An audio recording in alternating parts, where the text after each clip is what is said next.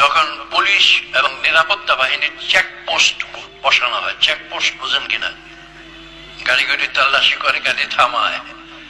এখন বিভিন্ন মাহফিলের বিভিন্ন মসজিদ মাদ্রাসার জন্য এই যে রাস্তায় গাড়ি থামিয়ে কালেকশন করা হয়, এটা কি কিতাব মতো জায়েজ আছে?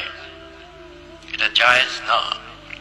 লা ইয়াহিল্লু মালু ইমরিইন মুসলিমিন ইল্লা আন তিবি নাফসিহি।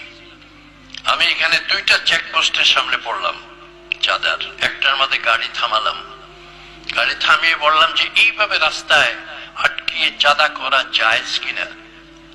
আর সে আমাকে উত্তর দেয়, আপনি দিবেন কিনা দেন, না দিলে না দেন। তো কিচ্ছু তো জ্ঞান তো কিচ্ছুই নাই এরা। আজকে দিন আর ধর্মের অপমান। আর সুয়ালু জিল্লুন, সোয়াল করা নিষেধ, সোয়াল করা যাবে না। উৎসাহিত করতে হবে এবং উৎসাহ করার মাধ্যমে মানুষ স্বতঃস্ফূর্ত ভাবে দান করবে।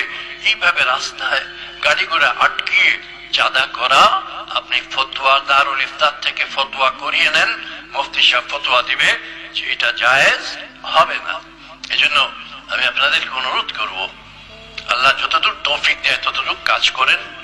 দিনের গণ্ডি সীমার বাইরে যাবেন না, তাতে দিনের কাজ হবে না, এটা আরো নষ্ট হয়ে যাবে।